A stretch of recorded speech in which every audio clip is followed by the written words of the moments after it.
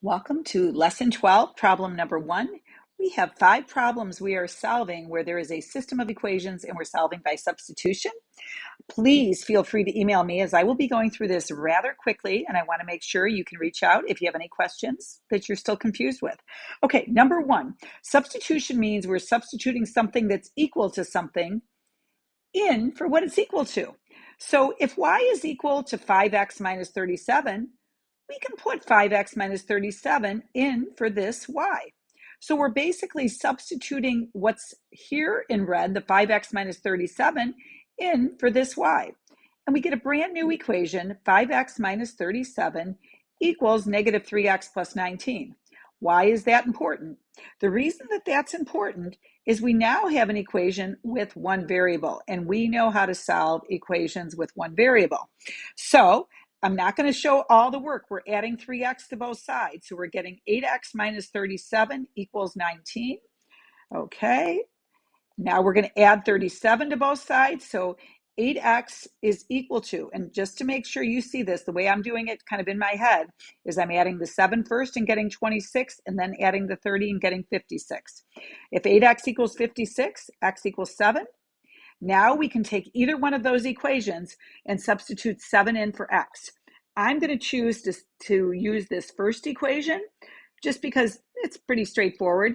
And what I have is y equals, so I want you to see that green like check mark is to show you which equation I'm substituting into, is negative 3 times 7 plus 19. Some mental math, negative 3 times 7 is negative 21, plus 19 is negative 2. So our final answer for number 1 is going to be simply 7, negative 2. We write it as an ordered pair because we know from the past that a system of equations can be solved if there are two lines by graphing the lines. And in this case, our solution is 7, negative 2. All right, let's change the color so it doesn't get quite so messy. All right, same thing here, only here, what I'm going to do is I'm going to start by saying, wait, something's weird. There's two 1/3 x's, meaning the slope of this line and the slope of this line is the same, but they have different y-intercepts. So without doing any work, I already know that there is no solution. Those two lines are parallel and will never, ever intersect. But let's say you don't recognize that. If you don't recognize it, you would set up the equation that 1/3 x plus 7 is equal to 1/3 x minus 5, or you could have said 1/3 x minus 5 first. But you're basically saying, if both of these are equal to y, they have to be equal to each other. That's why we get this equation. When you subtract 1/3 x from both sides, you get 7 equals negative 5, and you're like, what? How is that possible?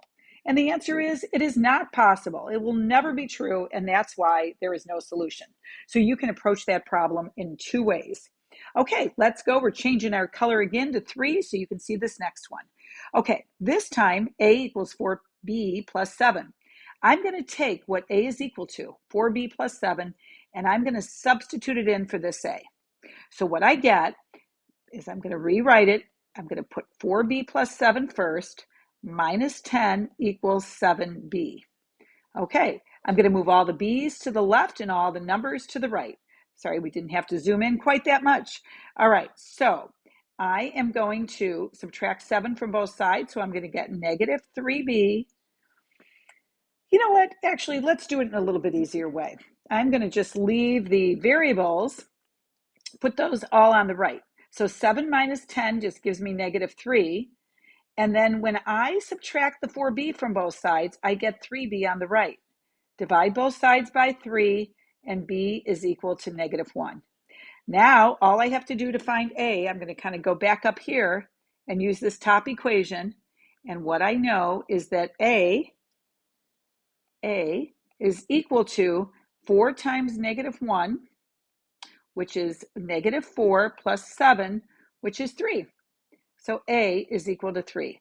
So the way we'd write the answer is still in alphabetical order. The a comes first, the b comes second, and that's our answer. All right, let's go to D. All right, so we're going to change the colors one more time.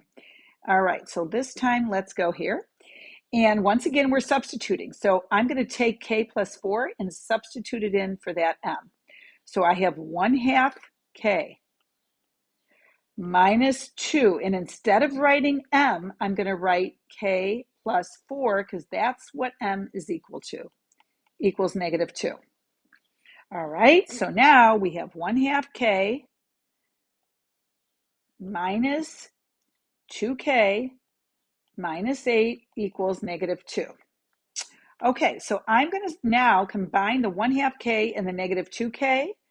And you can do the work for that with getting common denominators, or if you just recognize that 1/2 minus 2 is the same as 1/2 minus 4/2. So we basically have -1.5 or -3/2 k equals, I'm adding 8 to both sides, so equals 6. So now what we basically do to get k is I'm going to multiply the entire equation through by 2 because that's kind of what we like to do is get rid of fractions. When you multiply the entire equation through by 2, you get -3k equals 12. So k is equal to -4. All right, now because the two variables are k and m, the -4 is going to go first. And then to solve for m, let's change this color up one more time.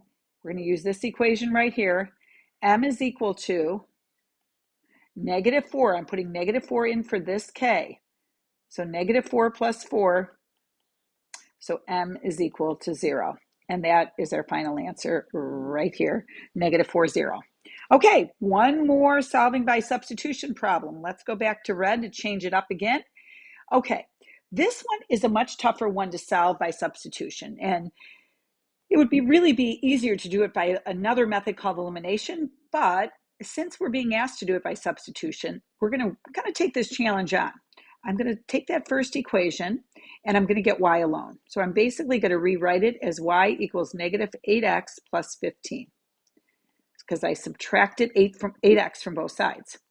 Now I'm going to the second equation, and in for y, I'm going to put in -8x plus 15 because we know that that's what y is equal to.